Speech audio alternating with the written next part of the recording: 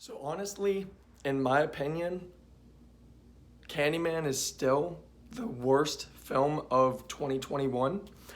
That's not to say that there are flaws in Clifford the Big Red Dog, because there definitely are, but Clifford the Big Red Dog, for one, is not woke as shit. The writing isn't veered from being woke.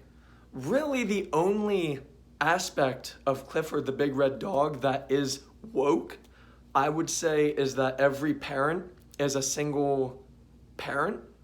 Otherwise, that's really the only kind of woke shit that's in Clifford the Big Red Dog. So, for a kids movie, that's honestly commendable in this day and age. Usually, most kids' films, they're just trying to shove a bunch of woke ideologies that are just incorrect and don't work in the system and in the world into kids' minds. But Clifford the Big Red Dog is honestly mostly innocent. Now, the film itself is still a piece of crap. I can be a fan of kids' films and mythical creatures kind of stories. For example, one of my all-time favorite films, you could consider it a horror film. It's a kids action adventure fantasy film. The Water Horse, The Legend of the Deep. Hands down, that is just about my all-time favorite kids film. There's no exploitation to it. There's a hard, heavy-hitting finale in that.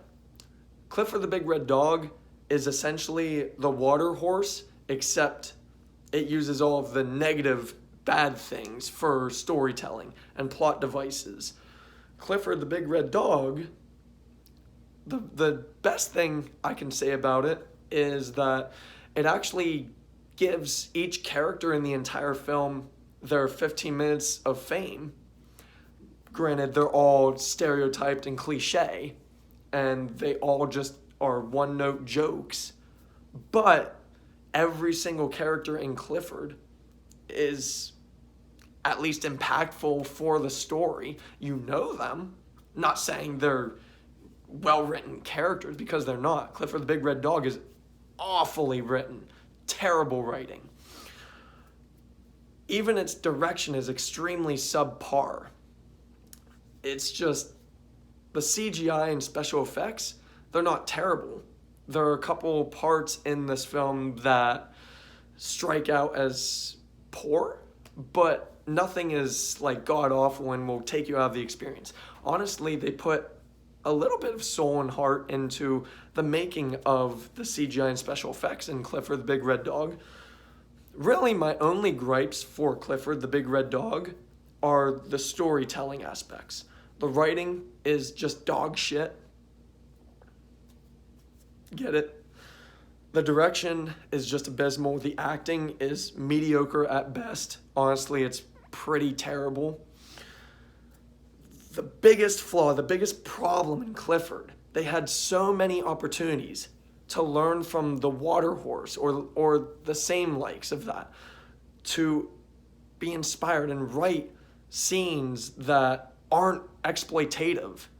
But the writers of Clifford, the Big Red Dog, they just settled. They were so lazy. This was so poorly written.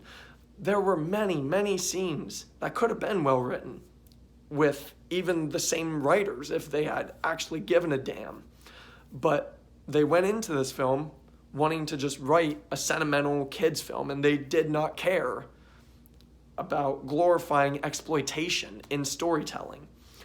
Every single plot device and storytelling element that you can find in 95% of kids' films is present and in Clifford the Big Red Dog. The entire film is built around comedy, and there were a couple scenes that I started to, it may not be a word, but cringingly laugh at. But they weren't well written. They were just joked up scenes, and honestly, it was a pity laugh each time. I mean, Clifford the Big Red Dog, it's not an absolute mess, terrible, idealistic, awful film. but it's steered so much towards children that they are the only ones that will enjoy this film. And the reason is because they don't know how to objectively think or look at things. Even if you're 12 or 13, you can watch this and pick apart everything, because every aspect that is bad in this film is just so exploitative, and it's so out there, it's so in the open, how much they did not care about a well-made film. This is not fun like it was trying to go for. It was honestly extremely slow for a film that's an hour and 26 minutes. And with it being slow, I can get used to that if they had characters brimming with personality, but they don't. Every single character is stereotyped. Every single character is a one-note joke. And they have the good old life lessons throughout the film of uncle is a bad, terrible uncle in person, but he's supposed to be just the comic relief throughout life. And the niece who ends up bonding with Clifford, her character isn't terrible, but she's the most exploited character in this film. They use so many opportunities to make you feel bad or feel good, and they didn't do them properly at all. Not well, nothing.